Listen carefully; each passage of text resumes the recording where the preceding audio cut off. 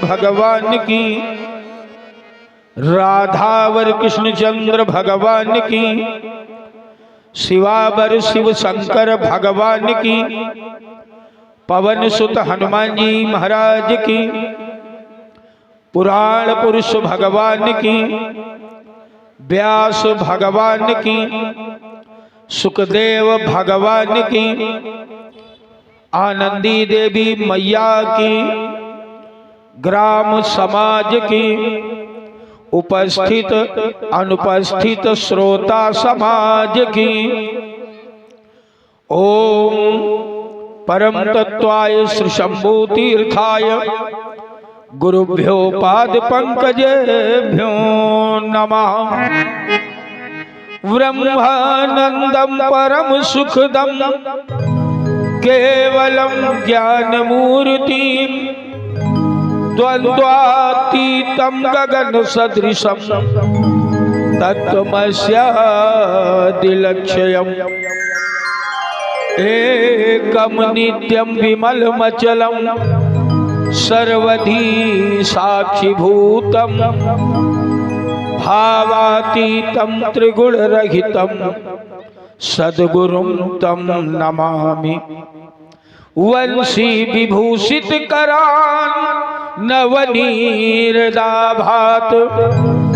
पीतांबरादरुण बिंब फलाधरोष्ठात् पूर्णेन्दु सुंदर मुखात् अरविंद्र नेत्रात् कृष्णात् परम किमपि तत्त्वमहं न जाने। श्री राम राम रघुनंदन राम राम, श्री राम राम भरताग्रज राम राम, श्री राम राम रणकरकस राम राम, श्री राम राम शरणं भव राम राम।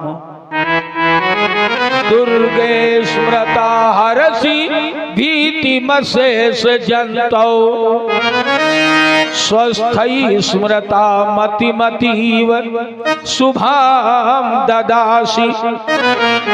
दारिद्र्य दुःख भय हारिणिका त्वदन्या सर्वोपकार करणाय सदा दृचित्ता। उल्लंघ्य सिंधो सलिलम सलीलम यह शोकवह्निम जनकात्मजाया आदाय तेनैव ददाह लंकां नमामि तं प्राञ्जलिराञ्जनेयम्। गिराय रथ जल बीच सम कहियत भिन्न न भिन्न, वंदौ सीता राम पद जिनहि परम प्रिय खिन्न। लेत सदा सुधि दीन की सहज दया के धाम, जननी जनक कमलेश के प्रभु श्री सीताराम। बोले श्री राम कृष्ण भगवान की जय। अनंत कोटि ब्रह्मांड नायक, कर्तुम अकर्तुम अन्यथा कर्तुम, अकारण करुणा वरुणालय, परात्पर पूर्ण ब्रह्म परमेश्वर प्रभु श्री राम, उद्भव स्थिति संहार कारिणी क्लेशहारिणी, सर्वश्रेयस्करी भगवती श्री सीता, श्री राम कथा के अनन्य रसिक अनंत बलवंत संत श्री हनुमंत लाल जी महाराज, जिनके पावन चरण शरण के सानिध्य में ये 68वां कथा सत्र प्रारंभ है। ऐसी आद्याशक्ति पराम्बा भगवती मैया आनंदी देवी, इस आनंदी देवी सेवा समिति के समस्त पदाधिकारी गण, कार्यकर्ता गण, सम्मानित दानदाता गण, मंचस्थ संगीत के स्वर के साथ ईश्वर की कथा को सजाने संवारने में हमारा सहयोग करे सहयोगी बंधु, और जिनकी बड़ी सुंदर सी ध्वनि व्यवस्था के माध्यम से हम अपनी बात आप तक पहुंचाने का प्रयास कर रहे हैं। आपके भीतर गांव के ही गौरव बब्बू शुक्ला साउंड सर्विस, और जिनकी उपस्थिति मात्र से एक कथा पांडाल गौरवान्वित है, अथवा कथा पांडाल से अनुपस्थित लेकिन अपने अपने घरों में, मकानों में, दुकानों में, प्रतिष्ठानों में निश्चित रूप से उपस्थित समस्त देव स्वरूप श्रोतावृंद, आप सभी के श्री चरणों में प्रणाम करता हुआ मैं आचार्य कमलेश मिश्र कमल भगवत कथा के द्वारा आपकी सेवा करूं। आइए, जैसी धर्मंच की परंपरा है, सर्वप्रथम 2-4 बार भगवान नाम फिर कथा। निवेदन वही कि जिनको भगवान ने राग दिया राग से बोलना, नहीं तो अनुराग से बोलना, अन्यथा बड़े भाग से बोलना। सभी माता भ्राता बड़ी श्रद्धा और मस्ती के साथ भगवान नाम संकीर्तन करेंगे। धन्यवाद। श्री कृष्ण गोविंद हरे मुरारे, श्री कृष्ण गोविंद हरे मुरारे, हे नाथ नारायण वासुदेव, श्री कृष्ण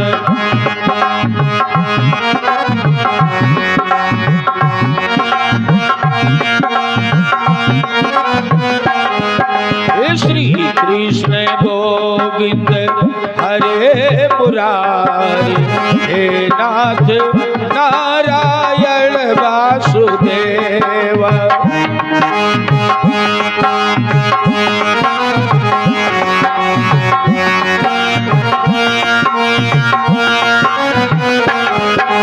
हे नाथ नारायण वासुदेव, हे नाथ नारायण वासुदेव, हे नाथ हरि बोल।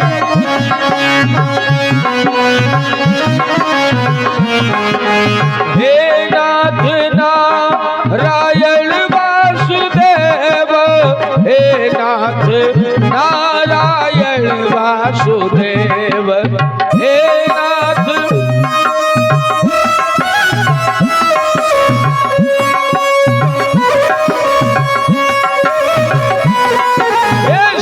कृष्ण गोविंद हरे मुरारे, हे नाथ नारायण वासुदेव, श्री कृष्ण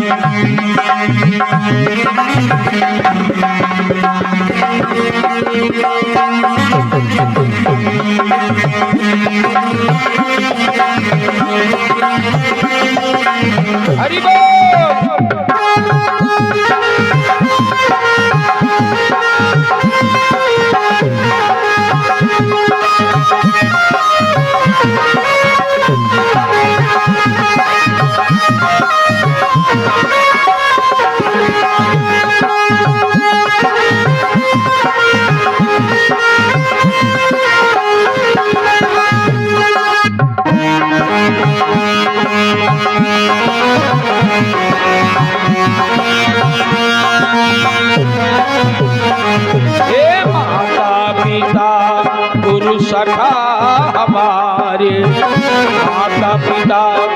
गुरु सखा हमारे, हे नाथ नारायण वासुदेव।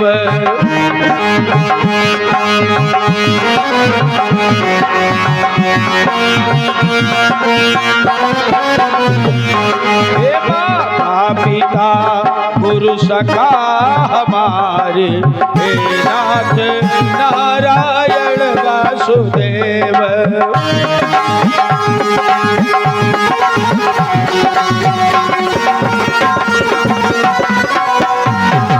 हे नाथ नारायण वासुदेव, हे नाथ नारायण वासुदेव, हे नाथ। हरि बोल।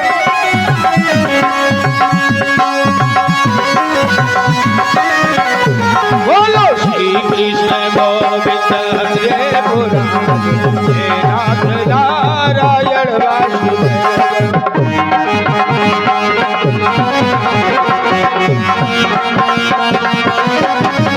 हे माता पिता गुरु सखा हमारे, हे नाथ नारायण वासुदेव।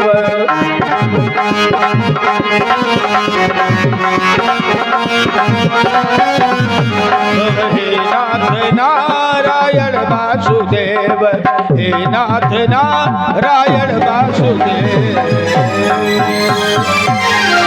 बोले सच्चिदानंद भगवान की। सच्चिदानंद रूपाय विश्वोत्पत्त्यादि हेतवे तापत्रय विनाशाय श्री कृष्णाय वयं नुमः। नारायणं नमस्कृत्य नरं चैव नरोत्तमं, देवीं सरस्वतीं व्यासं ततो जयमुदीरये। आइए कथा की ओर। कल हम सबने सुना महाराज परीक्षित को श्राप मिला है। यो में पितुः स्कंद देशे प्राचिपत मृत पन्नगा, समय सप्तमे दर्शे तक्षको दंश ध्रुवम। जिसने भी मेरे पिता के गले में मरा सांप डाला है, यही सांप तक्षक बनकर आज के 7वें दिन उसको डसेगा, उसकी मृत्यु हो जाएगी। परीक्षित ने आमरण अनशन किया है, गंगा के तट पर आ गए सब कुछ छोड़कर। 2 प्रश्न है। पहला प्रश्न है कि मरने वाले व्यक्ति के कर्तव्य क्या है, म्रियमाणस्य किम कर्तव्य। दूसरा प्रश्न है कि ऋषियों के श्राप से मृत्यु होने जा रही है, इसलिए कुकर सूकर इत्यादि तिर्यक योनियों में न जाना पड़े, इसके लिए क्या करें। भगवान सुखदेव महाराज परीक्षित को कथा सुना रहे। देखो, एक निवेदन करें, मरना हमको आपको भी है। मैंने कल भी निवेदन किया था 7 ही दिन में मरना है। परीक्षित का कन्फर्म है कि 7वें दिन ही मरेंगे। हमारा तो ये भी कन्फर्म नहीं कि अभी मरेंगे कि 2 मिनट बाद मरेंगे। परीक्षित ने मृत्यु सुधार लिया, हम जिंदगी सुधारने में लगे, अब तक नहीं सुधार पाए। शरीर तो हमें मानव का मिल गया है, क्षमा करना, लेकिन मनुष्यता अब तक नहीं आई है हमारे अंदर। हम डॉक्टर बन गए, हम मास्टर बन गए, हम विद्वान बन गए, हम धनवान बन गए, हम पदवान बन गए, क्षमा करना हम इंसान नहीं बन पाए, बाकी सब कुछ बन गए। समझे? एक शायर ने कहा, विभक्तियों में सब विभक्ति भक्ति नहीं है, किस पर करे गुमान कोई शक्ति नहीं है। कवि हो या कलाकार या फनकार हो, कोई कुछ भी नहीं है दोष अगर व्यक्ति नहीं है। ये कथाएं इसीलिए होती कि हम मनुष्य बन जाए। हमारा उपनिषद भी हमसे कहता मनुर्भव, मनुष्य बनो। इसका मतलब हम शरीर तो मानव का लिए हैं, लेकिन मानव नहीं बन पाए। ये कथाएं इसीलिए हैं कि हम सही अर्थ में मानव बन जाए।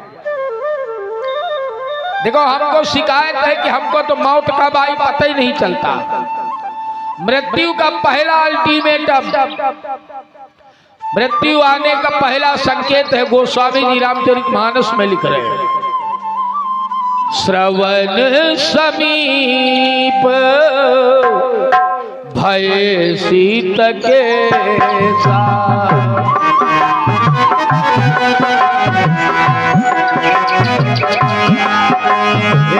श्रवण समीप भय शीत के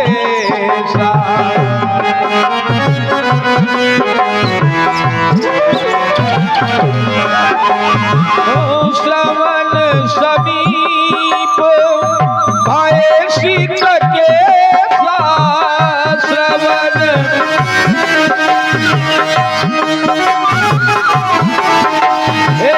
श्रवण समीप भय शीत के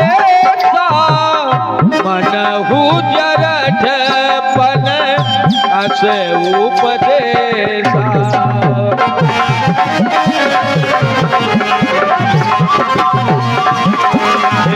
मनहु जरठ पन अस उपदेशा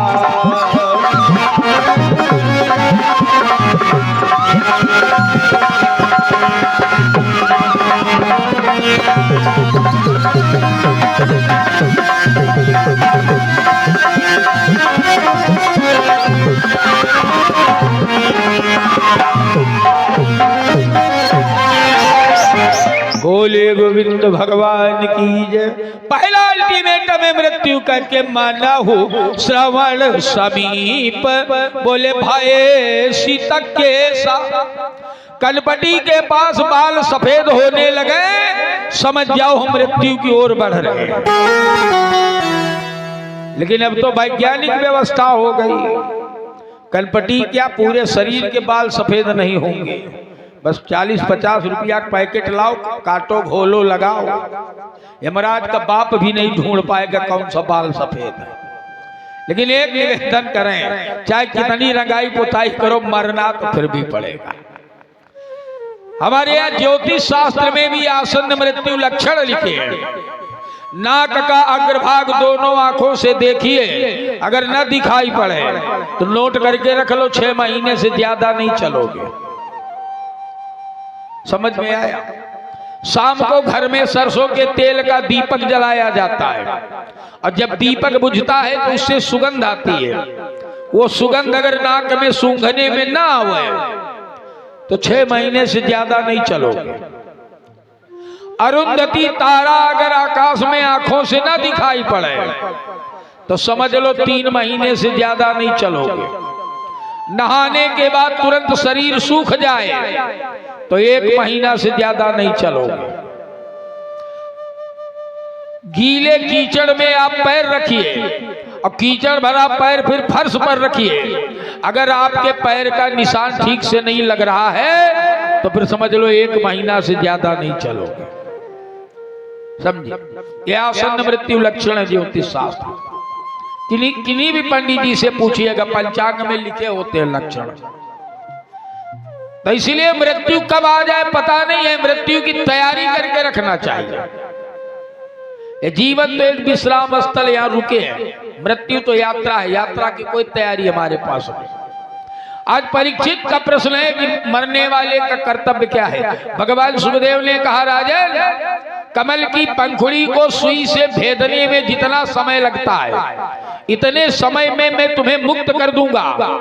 अभी तो 7 दिन का समय है, बैठकर कथा सुनो। और कथा सुनाने लगे। सुखदेव जी ने कहा, भगवान निर्गुण निराकार है, उस निर्गुण निराकार परमात्मा के अंदर से 3 तत्व प्रकट हुए, एक सतोगुण, दूसरा रजोगुण और तीसरा तमोगुण। सतोगुण से विष्णु की उत्पत्ति हुई, रजोगुण से ब्रह्मा की उत्पत्ति हुई और तमोगुण से शंकर की उत्पत्ति हुई। ये त्रिदेव कहे गए। परमात्मा और भगवान जिसको बोलते वो एक है, वो भगवान है निर्गुण निराकार, उससे ये त्रिदेव पैदा हुए। इसके बाद जितने भी पैदा हुए सब देव हैं। ब्रह्मा की उत्पत्ति परमात्मा के नाभि पर उत्पन्न कमल पर हुई। ब्रह्मा जी ने कमल पर जब अपने नेत्र खोले तो देखा सर्वत्र जल ही जल है। बाल मुकुंद भगवान लेटे हैं बरगद के पत्ते पर, उन्हीं की नाभ से कमल निकला जिस पर ब्रह्मा की उत्पत्ति। ब्रह्मा जी विचार करने लगे आखिर मैं कौन हूं, मेरा जन्मदाता कौन है। तब आवाज आई ब्रह्मा तप करो। ब्रह्मा जी ने तप किया। तब भगवान ने अपने चतुर्भुज स्वरूप का दर्शन ब्रह्मा को कराया और ब्रह्मा को 4 श्लोक की भागवत सुनाया और ब्रह्मा से कहा तुम सृष्टि पैदा करने का काम करो। ब्रह्मा जी ने पहले मानसिक सृष्टि पैदा किया। ये वशिष्ठ, कश्यप, दक्ष, नारद इत्यादि ये ब्रह्मा के मानसिक पुत्र, इनसे सृष्टि नहीं बढ़ी। तब ब्रह्मा जी को आदेश हुआ ब्रह्मा मैथुनी सृष्टि करो। ब्रह्मा जी ने कहा महाराज मैथुनी सृष्टि के लिए कोई आधार चाहिए। और उस समय हमारे यहाँ एक हिरण्याक्ष नाम का दैत्य हुआ था जिसने पृथ्वी को ले जाकर रसातल में डुबो दिया था। ब्रह्मा जी ने कहा पृथ्वी नहीं है, कैसे मैं सृष्टि का निर्माण कर सकता हूं। अच्छा, भगवान सुखदेव से परीक्षित जी ने पूछा महाराज ये हिरण्याक्ष कौन था। तो निवेदन करें इनकी कथा रामचरितमानस में भी आती है। गोस्वामी जी लिख रहे हैं द्वारपाल हरि के प्रिय दो,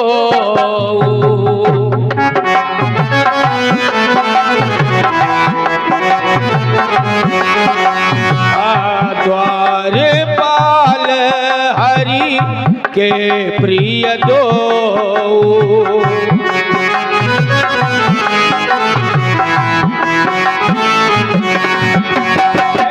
द्वारपाल हरि के प्रिय दो, द्वारपाल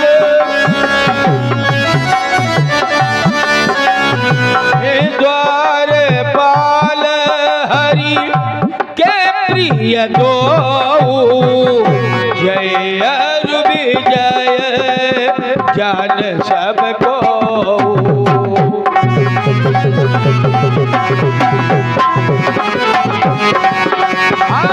जय विजय जान सबको।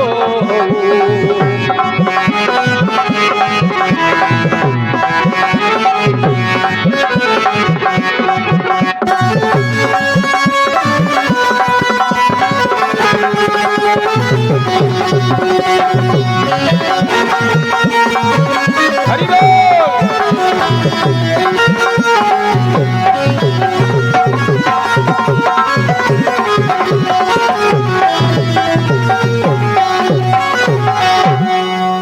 बोले द्वारपाल। भगवान विष्णु के 2 द्वारपाल हैं जिनका नाम है जय और विजय। मैंने परसों निवेदन किया था परमात्मा का आदिकल्प में जब अवतार हुआ तो पहला अवतार है चारों सनत कुमारों के रूप में। एक बार यही चारों सनत कुमार बैकुंठ में गए नारायण का दर्शन करने। जय विजय ने दर्शन करने से रोक दिया। सनत कुमारों ने कहा जय विजय तुम भगवान की प्राप्ति में बाधक बन रहे हो, ये अच्छा काम नहीं है। हमारे यहाँ गोस्वामी जी तो कहते हैं परमात्मा की प्राप्ति में जो बाधक बने उसका त्याग कर दो, जरूरत ही नहीं है उसकी।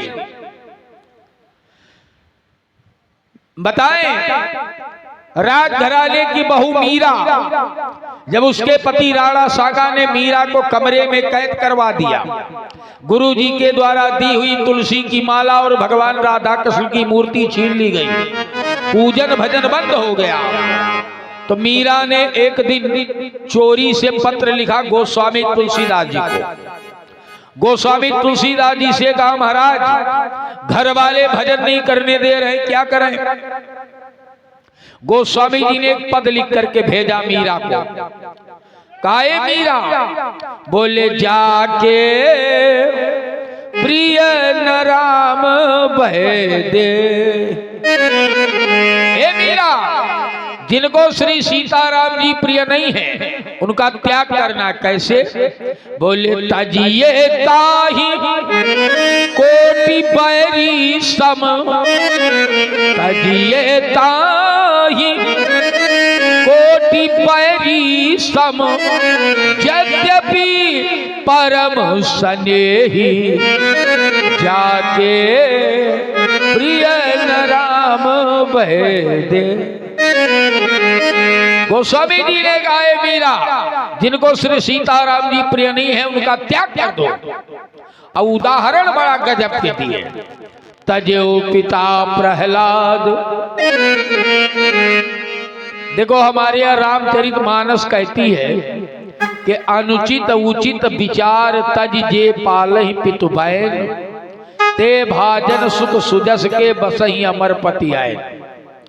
माँ बाप की बात को बिना विचारे मानना चाहिए, ये प्रत्येक पुत्र का कर्तव्य है। अच्छा, प्रहलाद ने तो नहीं माना हिरण्यकशिप की बात, तो क्या प्रहलाद अच्छे बेटे नहीं है, नालायक बेटे?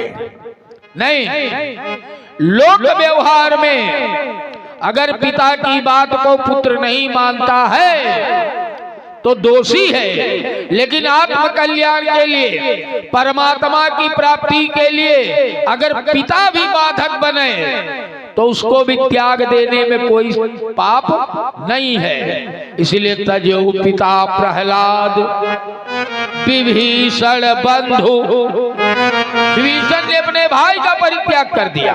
और भरत महतारी, भरत ने 14 साल मैया कैकेयी को मां नहीं कहा। एक निवेदन करें, जब राम जी 14 साल के बाद लौटे तो कैकेयी ने कहा, राम एक बार भरत के मुंह से मुझे मां कहलवा दो। 14 साल से भरत ने मां नहीं कहा।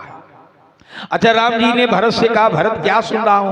बोले ठीक सुन रहे हो। अरे बोले आपने मां नहीं कहा? बोले नहीं कहा। राम जी ने पूछा क्या नहीं कहा? बोले वही जो आप कह रहे हो, नहीं कहा। रो पड़े राम जी और कहा, भरत एक बार मेरे कहने से कैकेयी को मां कह दो। भरत जी राम के चरणों में गिर गए, रोने लगे। अब कहा, ये राघव, बोले कहिए कमलेश त्यागी रघुकुल की रीति नीति, अभिसम अनीति का कलंक सिर धारू मैं। हे राघव, मर तो चुकी ये प्रजा आपके बिना ही, किंतु कहिए तो इन मरे हुओं को और मारू मैं। कहिए तो ब्राह्मण गौ अबला परवार करूं, और कहिए तो रघुकुल का ये ताज सिर धारू मैं। हे राघव, करूं उपपातक महापातक सब पातक, किंतु इस कैकेयी कलंकिनी को माना पुकारूं।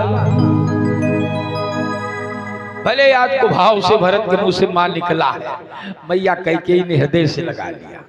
तो गोस्वामी जी लिख रहे हैं, तजो पिता प्रहलाद विभीषण बंधु भरत महतारी, और बलि गुरु तजेऊ, बलि ने भगवान को पाने के लिए गुरुदेव भगवान का त्याग कर दिया। बलि गुरु तजेऊ कंत ब्रज बनि तनि, अभे मुद मंगलकारी, इसलिए जाके प्रिय राम बह दे। सनत कुमारों ने कहा, जय विजय, तुम परमात्मा की प्राप्ति में बाधक हो, इसलिए मेरा श्राप है तुम राक्षस हो जाओ। अब जय विजय गिड़गिड़ाए बड़ी तेजी से, अरे महाराज हम तो ड्यूटी कर रहे थे। तब तक भगवान नारायण वैकुंठ से बाहर निकले, सनत कुमारों को प्रणाम किया। सनत कुमारों ने कहा, ये विष्णु, ये तुम्हारे जय विजय को मैंने श्राप दे दिया, राक्षस हो जाओ। भगवान ने कहा, ब्राह्मणों बापे, इनके उद्धार का भी उपाय बताओ। सनत कुमारों ने कहा, जय विजय, तुम्हारे उद्धार के दो मार्ग हैं। एक मार्ग में 7 जन्म लेने हैं, दूसरे मार्ग में 3 जन्म लेने हैं। जय विजय ने कहा, 7 जन्म वाले मार्ग में क्या है, 3 जन्म वाले मार्ग में क्या है। सनत कुमारों ने कहा, जय विजय, 7 जन्म वाले मार्ग में तुम्हें भगवान की भक्ति करनी होगी और 3 जन्म वाले मार्ग में तुम्हें भगवान से शत्रुता करनी होगी। अब कितनी बढ़िया व्यवस्था है। भगवान से प्रेम कर लो तो भी कल्याण, भगवान से शत्रुता कर लो तो भी कल्याण। इसके विपरीत संसार से प्रेम करोगे तो भी बंधन में, और संसार से शत्रुता करोगे तो भी बंधन में। इससे बढ़िया भगवान किसी धर्म में, जाति में, संस्कृति में मिल जाए तो बताना। लेकिन दुर्भाग्य है, हमको हमारे भगवान पर विश्वास नहीं है, हमको हमारे राम पर विश्वास नहीं है, हमको हमारे कृष्ण पर विश्वास नहीं है, हमको हमारी दुर्गा पर विश्वास नहीं है, हमको हमारे शिव पर, हनुमान पर विश्वास नहीं है। हम तो दुनिया के देवी देवता बना करके घूमते हैं। और तो और हम इतने बड़े ज्ञानी हो गए कि भगवान को भी जातियों में बांट दिया। ब्राह्मणों के भगवान दूसरे, क्षत्रियों के दूसरे, वैश्यों के दूसरे, शूद्रों के दूसरे, भगवान को भी जातियों में बांटा हम लोगों ने। इतने बढ़िया हम इंसान समझे, हम तो बटे ही है जाति में, भगवान को भी बांटने से कसर नहीं रखी हमने। ये हमारी दशा है। जय विजय ने कहा, महाराज भले हमें 3 जन्म वाला मार्ग अपनाना पड़े, पर आपके श्राप को जल्दी से समाप्त करके मैं फिर नारायण की सेवा में आता हूं। तो सनत कुमारों ने कहा, फिर 3 जन्म वाला मार्ग अपना लो। जय विजय तैयार हो गए। सनत कुमारों ने कहा, ये जय विजय, 3 जन्म वाले मार्ग में एक विशेषता और है। राक्षस बनोगे तो तुम्हारी मृत्यु किसी संत के, किसी महात्मा के श्राप से नहीं होगी, तुम्हें मारने के लिए भगवान को स्वयं अवतार लेना होगा। गोस्वामी जी लिख रहे हैं, मुकुट न भये हते भगवान,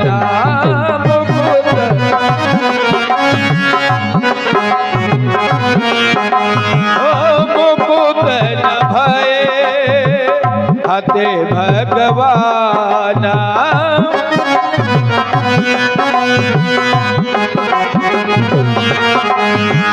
मुकुट न भये हते भगवान, मुकुट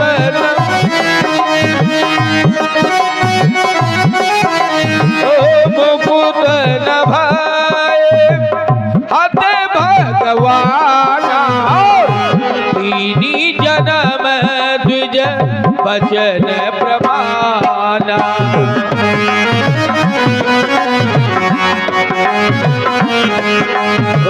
3 जन्म द्विज बचन प्रमाण।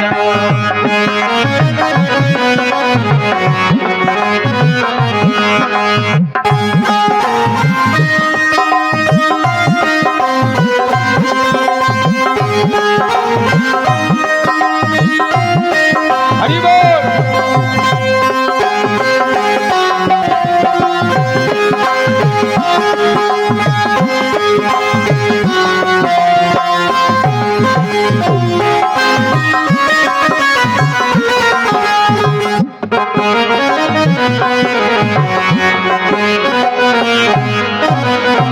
वही जय विजय 3 जन्म के लिए राक्षस हुए।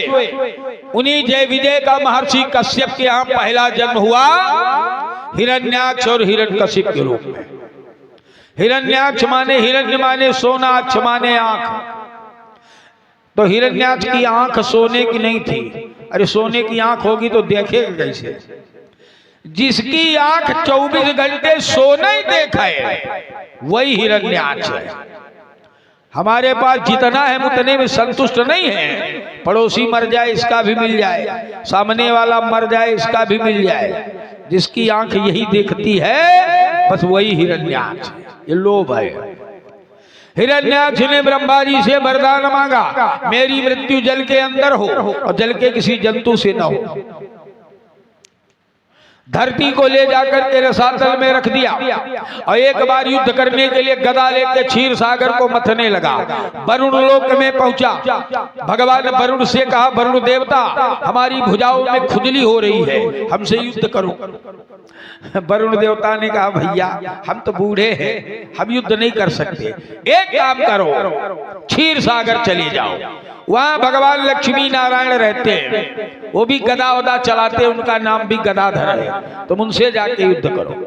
क्षीर सागर में आया और जैसे ही लक्ष्मी नारायण भगवान के पास पहुंचा तो देखा शेष सैया खाली, न लक्ष्मी है न नारायण। हिरण्याक्ष ने सोचा ये तो बड़ा डरपोक निकला नारायण, हमारा आना सुन लिया होगा इसीलिए भाग गया। बाहर आया, देवर्षि नारद मिल गए। नारद ने पूछा, कश्यप नंदन कहां से आ रहे हो? अरे बोले मैं क्षीर सागर गया था विष्णु से युद्ध करने, पर वो तो गायब है। नारद जी ने कहा, हम तो देख के आ रहे हो क्षीर सागर में क्षीर सैया पे लेटे, शेष सैया पर। उसने कहा, बाबा झूठ तो नहीं बोले हो? नारद ने कहा, मैं अभी भी देख के आ रहा हूं। वो फिर गया और जाकर के जैसे ही देखा शेष सैया खाली। नारद के पास आया, कहा, बाबा संत हो फिर भी झूठ बोलते हो। नारद ने कहा, जब तुम रुको। नारद जी गए तो देखा भगवान शेष सैया पर विराजमान। दौड़ करके नारद जी गए, कहा इसी समय जाओ। वो फिर आया, फिर शेष सैया से गायब भगवान। नारद ने कहा, ये क्या चक्कर है? नारद जी पहुंचे नारायण के पास, कहा महाराज एक बात बताओ, जब मैं आता हूं तो आप शेष सैया पर विराजमान मिलते हो, और जब हिरण्याक्ष आता है तो आप गायब कहां हो जाते हो? भगवान ने कहा, देवर्षि में गायब नहीं होता, जब हिरण्याक्ष आता है तो हम उसके हृदय में बैठ जाते हैं। अब वो इतना अहंकारी है कि अकड़ के मारे ऊपर को देखता है, नीचे देखता ही नहीं है। एक बार अगर वो नीचे देखता तो मैं उसे दिख जाता, लेकिन वो तो अहंकार के कारण अकड़ता है। देखो अकड़ना नहीं चाहिए, अकड़ती है लाश जिसमें प्राण नहीं होते। हमारे आपके अंदर प्राण है तो हमें लचीला होना चाहिए। हम लोग तो कहा करते हैं, झुकता वही है जिसमें जान होती है, झुकता वही है जिसमें जान होती है, अकड़ना तो मुर्दे की पहचान होती है। अच्छा, हिरण्याक्ष इसी में बड़ा क्रोधित हो गया तो लगा क्षीर सागर को मथने भुजाओं से। भगवान ने उसी समय सांस लिया, जोर से गहरी सांस, नाक से एक अंगूठे भर का बाराह प्रकट हुआ। बोले बाराह भगवान की जय। और बाराह भगवान ने देखते देखते विशाल का शरीर धारण कर लिया। हिरण्याक्ष ने कहा, ये बाराह तो स्थल का जंतु है, ये जल में क्या कर रहा है? मारने के लिए गदा घुमाई। भगवान बाराह और हिरण्याक्ष का कई हजार वर्षों तक युद्ध चला। कालांतर में भगवान बाराह ने अपने पैरों से और अपने दाढ़ों से हिरण्याक्ष के हृदय को विदीर्ण किया और धरती को दांत पर उठाया और लाकर के यहाँ रसातल पे रखा। समझे? अब ब्रह्मा जी को आदेश हुआ, ब्रह्मा अब तो धरातल मिल गया है, मैथुनी सृष्टि करो। तो ब्रह्मा जी ने अपने शरीर के दो भाग किए, दाएं भाग से एक पुरुष पैदा किया, बाएं भाग से एक स्त्री पैदा किया। पुरुष का नाम है महाराज मनु और स्त्री का नाम है शतरूपा। इन दोनों का वैवाहिक संबंध स्थापित किया गया। हमारी सृष्टि के सबसे पहले राजा है। मानस में भी इनकी कथा आती है, स्वयंभू मनु और शतरूपा जिनते भई नर सृष्टि अनूपा। हम मनुष्य हैं, मनु से पैदा हुए इसलिए मनुष्य हैं। आज तो खैर मनु के नाम पे गालियां मिलती हैं हम लोगों को, ये मनुवादी है कहा जाता है। अरे हम मनु की संतानें हैं तो मनुवादी होने में हमको कोई संकोच नहीं है। अब तुम किसकी संतान है तुम अपनी जानो, हम तो मनु की संतान है इसलिए मनुष्य हैं। समझे? महाराज मनु और महारानी शतरूपा ने हजारों हजार साल इस अजनाब खंड में शासन किया, जिसको तुम हिंदुस्तान या भारतवर्ष कहते हो, इसका प्राचीन नाम है अजनाब खंड। कालांतर में जब मनु और शतरूपा की वृद्धावस्था आई तो मनु के अंदर एक पीड़ा पैदा हो गई। हमारे अंदर तो नहीं होती, लेकिन मनु के अंदर पीड़ा है। होई न विषय विराग, होई न विषय विराग, भवन बसत भा चौथपन, हृदय बहुत दुख लाग, जन्म गयो हरि भजन बिनु। मनु के अंदर ये पीड़ा हुई कि विषयों से वैराग्य नहीं हो रहा है, वृद्धावस्था आ गई, चौथापन आ गया है, विषयों से वैराग्य नहीं हो रहा है और जीवन बिना भजन के बीत रहा है। अच्छा, जीवन हमारा भी बिना भजन के ही बीत रहा है, लेकिन हमको इसकी कोई चिंता नहीं। हमको तो कोई चीज ना मिले तो उसकी चिंता है। मान लो हम किसी काम से रायबरेली चले जाएं, इतने व्यस्त हो जाएं कि चाय ना मिले पीने, तो दूसरे दिन सबसे बताते हैं, अरे यार कल हम इतना व्यस्त थे कि एक चाय पीने को तरस गए, चाय नहीं मिली। ये पीड़ा है। अब मान लो हम पूजा पाठ करते हैं, अब जल्दी से कहीं जाना पड़ जाए तो जय हो भगवान क्षमा करो और चले गए। दूसरे दिन हम किसी से नहीं बताते कल हमारी पूजा छूट गई थी, इसलिए कि पूजा की आवश्यकता नहीं महसूस हो रही। भोजन की आवश्यकता तो है जीवन में, भजन की नहीं आवश्यकता है। और एक निवेदन करें, भजन करने के लिए तुमसे घर वाले नहीं कहेंगे, न माँ कहेगी, न बाप, न बेटा, न बेटी, न भाई, न भौजाई, कोई नहीं कहेगा भजन करने के लिए। और भजन करने बैठोगे तो घर वाले करने भी नहीं देंगे। तुम माला लेके बैठोगे, पत्नी बाल्टी ला के रख देगी, पानी लाओ चाय बने, तुम्हें माला से चाय नहीं बनेगी। समझे? हमारे उर्दू के एक शायर ने इसीलिए बहुत बढ़िया बात कही, बोले कोई ये नहीं पूछता कि खिदमते अल्लाह कितनी है, भगवान का कितना भजन करते हो कोई नहीं पूछेगा, उस परवरदिगार की कितनी इबादत करते हो कोई नहीं पूछेगा, सब कुछ पूछेंगे लोग। कोई ये नहीं पूछता कि खिदमते अल्लाह कितनी है, यही सब पूछते हैं बता तेरी तनख्वाह कितनी है। अब 8वां वेतनमान लगने वाला है, उसमें कितना फायदा होगा, ये गणित सब जोड़ेंगे। भजन कितना किया जीवन में कोई नहीं पूछेगा। हमारी अयोध्या के संत भी एक बढ़िया बात कहते हैं कि मिलेंगे लोग पूछेंगे तेरा परिवार कितना है, ये पूछने वाले हैं। मिलेंगे लोग पूछेंगे तेरा परिवार कितना है, मिलेंगे लोग पूछेंगे तेरा व्यवहार कितना है, मिलेंगे लोग पूछेंगे तेरा व्यापार कितना है, मगर कोई न पूछेगा प्रभु से प्यार कितना, कोई नहीं पूछेगा। आज मनु के अंदर जैसे पीड़ा हुई, अपने बड़े बेटे को बुलाया और जबरदस्ती राज दे दिया। बरबस राज सुतही नृपदी नाथ, बरबस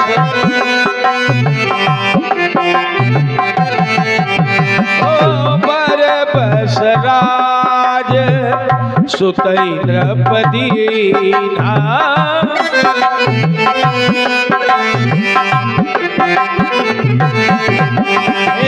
बरबस राज सुतही नृपदी नाथ, बरबस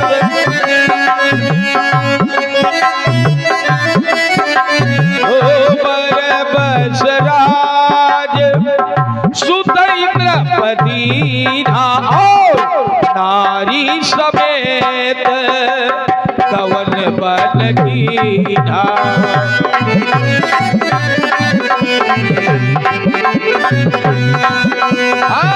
नारी समेत कवन बन कीना।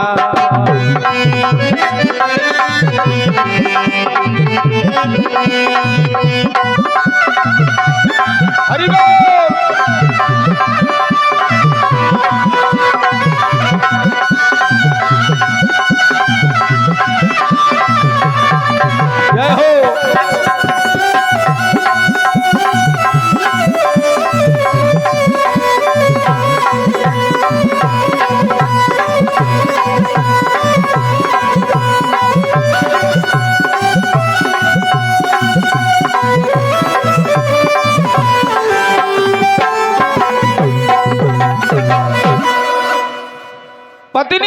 साथ महाराज मनु ने अपने बड़े बेटे को जबरदस्ती राज्य दिया और जंगल में पहुंच गए। नैमिष में पहुंचे। नैमिष भी बड़ा विचित्र स्थान है। गोस्वामी जी लिख रहे तीरथ बर नैमिष विख्याता अति पुनीत साधक सिद्धि दाता। ऐसे तीर्थवर नैमिष में पहुंच करके महाराज मनु महारानी शतरूपा महर्षियों ने देखा हमारे राजा आए हुए सब तपस्या करेंगे, साधना करेंगे। तो ऋषियों ने साधना की विधि बताई और मंत्र दे दिया। मंत्र कौन सा? गोस्वामी जी लिख रहे 12 अक्षर मंत्र पुनि जप ही सहित अनुराग। 12 अक्षर मंत्र, 12 अक्षर का मंत्र। ओम नमो भगवते वासुदेवाय, बस यही मंत्र। 12 अक्षर मंत्र पुनि जप ही सहित अनुराग। वासुदेव पद पंकरुह दंपति मनयति लाग। महाराज मनु का मन लग गया भगवान में। देखो पूजा हम लोग करते हैं लेकिन हमारा मन नहीं लगता है भगवान। बाकी हम सब कुछ लगाते हैं, हम तो भगवान में बुद्धि लगाते हैं, मन नहीं लगाते। देखो बुद्धि संसार में लगाओ। संसार के कार्य करने के लिए बुद्धि की आवश्यकता है, इसलिए बुद्धि संसार में लगाओ और मन तो भगवान में ही लगाना चाहिए। लेकिन हम लोग मन लगाए हैं संसार में और बुद्धि लगाते हैं भगवान में। पंडित जी बड़े विद्वान हो तो सुदामा जी के बाप का नाम बताओ। अरे आज की एक गजब प्रश्न, आज का गजब प्रश्न हमने तो कभी जिंदगी में सोचा ही नहीं कि ये भी पूछा जाएगा। बोले पंडित जी सत्यनारायण कथा में वो जो कलावती कन्या है, वैश्य ने कलावती का विवाह किया था, तो बोले कलावती के पति का क्या नाम? अब स्कंद पुराण में तो नहीं मिला, अब किसी अन्य पुराण में मिलेगा तो ढूंढ के बताएंगे। स्कंद पुराण की एक कथा है रेवाखंड की, जो सत्यनारायण कथा, वहां तो नहीं लिखा। तब ऐसे हम बुद्धि लगाते हैं भगवान में। निवेदन करें बुद्धि भगवान में लगाओगे मामला बिगड़ जाएगा। एक निवेदन करें, एक बार दो बुद्धिजीवी पढ़े लिखे लोग, दोनों ने गर्मी के यही मौसम तक पेन लिया, डायरी लिया, बोले चलो हम लोग भगवान की गलती ढूंढ लेते हैं लोग गलती। अरे एक ने तो ब्रह्मा जी की गलती ढूंढ दिया। कहा ये ब्रह्मा नाम तो तुम्हारा चतुरानन है। चतुरानन के दो अर्थ हैं, चतुर माने चार, आनंद माने मुंह, चार मुंह वाले यानी ब्रह्मा, और चतुर माने चालाक, क्लेवर, तो दोनों अर्थ है। उसने कहा ब्रह्मा जी नाम तो तुम्हारा चतुरानन है लेकिन तुम चूक गए। ब्रह्मा जी ने कहा कहां चूक गए? तो उसने एक बड़ी गजब की बात कह दिया। बोले कल्प तरु रूखो, ए ब्रह्मा कल्प वृक्ष बनाया लेकिन उसमें न फूल लगाया न फल लगाया। अरे फूल फल लगा देते, उसके बीज निकलते, हम लोग भी एक कल्प वृक्ष लगा लेते अपने घर में। कल्प तरु रूखो और रतना कर को खारी कियो। इतना विशाल जल राशि समुद्र की, लेकिन आचमन करने लायक नहीं है, एकदम नमक है। और नहा लो तो शरीर चिपचिपाता है, बहुत घृणा लगती है नहाने के बाद। का ये जल मीठा कर देते तो आज पानी की समस्या हिंदुस्तान में होती नहीं होती। कल्प तरु रूखो और रतना कर को खारी कियो और मृगम मददायो। हिरन जो 24 घंटे भागता है उसको कस्तूरी की सुगंध दे दिया, लेकिन सुगंध स्वर्ण नहा दयो। सोना इतना महंगा है और इसको सेंटेड बना देते, लोग अंगूठी पहन के बढ़िया सूंघते दिन भर, लेकिन सुगंध नहीं दिया इसमें। तो कोयल को पैन दीन हो, कोयल जो काले रंग की है वो सुंदर गाती है। और बगुलन को श्वेत कीन हो, बगुला जो मछली खाता उसको सफेद बनाया, अरे कोयल को सफेद बना देते, इतना मीठा गाती। और ब्राह्मण भिखारी नीच गेह संपदा दयो, ब्राह्मण भीख मांग रहा है, नीच लोगों के यहाँ संपत्ति इकट्ठा है, जो जितने घोटाला कर ले ईडी कहां कहां खोद के निकाल रही है, करोड़ों निकल रहा है। ब्राह्मण भिखारी नीच गेह संपदा दयो, और काबुल कंधार जहां मुगल पछारई थे, काबुल और कंधार जहां गाय कट रही है वहां मेवा पैदा होता है। अब ब्रजमंडल में जहां कन्हैया ने जन्म लिया वहां करील के लंबे लंबे कांटा पैदा कर दिया। काबुल कंधार जहां मुगल पछारई थे, कहां दियो मेवा और करील ब्रज में दयो, अरे कौन कौन चूक मैं गिनावो एक आनन सो, नाम चतुरानन पै चूक तो चलो गयो। ये तो गलतियां दिखाते हैं। तो दो बुद्धिजीवी थे, दोनों ने डायरी और पेन लिया, कहा चलो भगवान की गलती ढूंढे। अच्छा, गंगा के किनारे पहुंच गए, गर्मी का मौसम। और देखो ये हमारे बुजुर्ग लोग जानते हैं, पहले गंगा के किनारे बड़ा बड़ा तरबूजा मिलता था, 10 रुपया के एक खरीदो पूरा मोहल्ला खाओ। जब हम लोग पढ़ते थे तो खूब होता था वहां, समझे। तो पहले सज्जन ने देखा तरबूजा का फल बहुत बड़ा है, पेड़ पतला है। सज्जन ने कहा डायरी निकालो, भगवान की गलती मिल गई। बोले क्या गलती? बोले फल बड़ा है, पेड़ पतला है। नोट कर लिया, आगे बढ़े। एक देसी आम का पेड़ मिला, बहुत मोटा पेड़, उसमें छोटे छोटे देसी आम लगे। बुद्धिजीवी ने कहा डायरी निकालो, भगवान की दूसरी गलती मिल गई। बोले ये कौन सी गलती है? बोले इसमें पेड़ मोटा है, फल छोटा है। अच्छा, नोट कर लिया। तब तक पहले बुद्धिजीवी ऊपरे को मुखिए बता रहे थे कि भगवान को चाहिए था कि वो बड़ा वाला फल इस मोटे पेड़ में लगा देता और ये छोटा फल उस पतले पेड़ में लगा देता, यही बता रहे थे। तब तक एक आम ऊपर से टपका, और आम टपका तो उनकी नाक पे जाके गिरा, और जैसे ही नाक पे आम गिरा वो बेहोश होके गिर गए। ये कुर्सी हटा दो, यहाँ बीच में कुर्सी डालने का कौन सा तरीका? अब कोई चेयरमैन हो तो उसके लिए ठीक है, लेकिन सबके लिए नहीं। हाँ, आइए। तो जैसे ही नाक पे आम गिरा उनको चक्कर आया, बेहोश होके गिर गए। और थोड़ी देर में जब होश आया तो धूल वूल झाड़े और खड़े हुए। अपने मित्र से कहा डायरी कहाँ है? बोले क्या करोगे? बोले पन्ना फाड़ो। कहा क्यों? बोले भगवान जो करता है ठीक ही करता है। अभी छोटा वाला गिरा तो ये गति, अगर वो वाला गिरता, समझिए। तो भगवान में बुद्धि लगाओगे तो मामला बिगड़ जाएगा। बुद्धि संसार में लगाओ, मन भगवान में लगाओ, इसलिए कि भगवान को मन बहुत प्रिय है।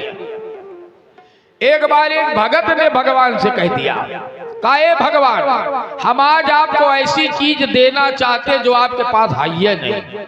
ओए भगवान ने कहा अच्छा हमारे पास नहीं है? भगत ने कहा बिल्कुल नहीं है, गारंटी है। अरे भगवान ने कहा मैं तो अनंत अनंत कोटि ब्रह्मांड नायक हूँ, जो चाहूं सो कर सकता हूं, मेरे पास ऐसी क्या कमी है? भगत ने कहा एक चीज की कमी है, वो मैं तुम्हें दूंगा। भगवान ने कहा मेरे पास क्या कमी है? भगत ने कहा आपके पास मन नहीं है, आपके पास मन नहीं है, इसलिए मैं अपना मन आपको दूंगा। भगवान ने कहा आखिर मेरे पास मन नहीं है ये तुमने कैसे जाना? भगत ने कहा महाराज आप ही ने हनुमान जी से कहलवाया है, आप ही ने हनुमान जी से कहलवाया है। हनुमान जी सीता जी से कह रहे हैं सो मनु सदा रहते तो ही पाही, सो मनु सदा, ओ सो मनु सदा रहत तो ही पाही।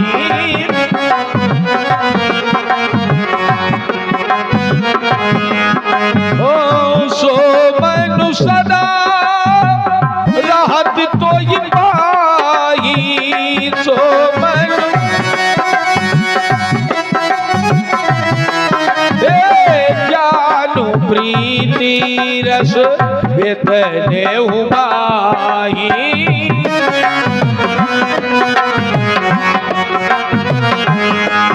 ओ जानु प्रीति रस बेतने हुमाही।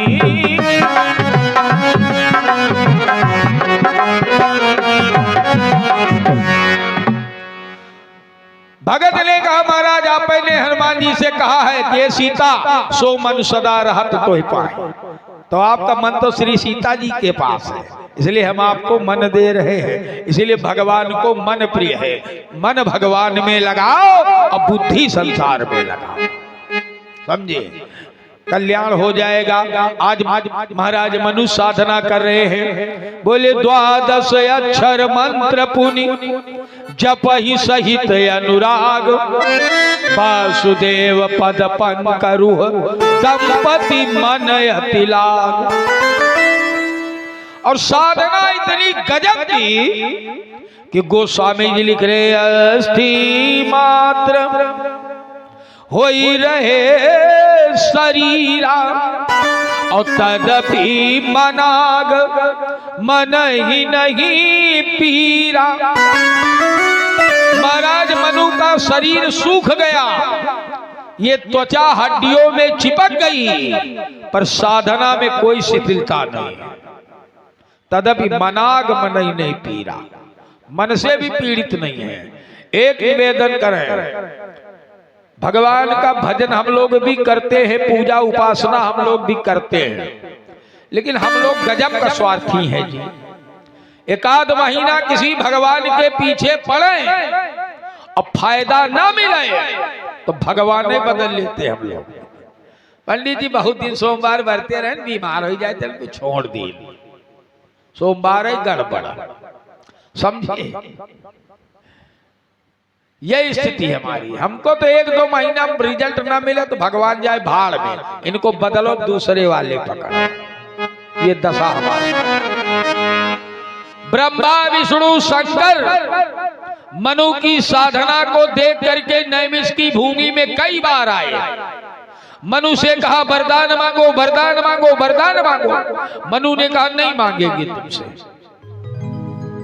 नहीं मांगेंगे। बोले विधि हरिहर तप देखी अपारा, मनु समीप आए बहुबार। एक दो बार नहीं, बहुत बार आए। वरदान मांगो मांगहु बर, बहु भांति लोभाए, लेकिन परम धीर नहीं चल ही चला, नहीं ले। ब्रह्मा विष्णु शंकर ने कहा महाराज मनु फिर किससे मांगोगे? मनु ने कहा जिससे तुम तीनों पैदा हुए हो, हम उस भगवान से मांगे। और मैंने अभी निवेदन किया, भगवान है निर्गुण निराकार, उसका कोई एक आकार नहीं है। वर्षों के बाद आज आकाशवाणी हो गई।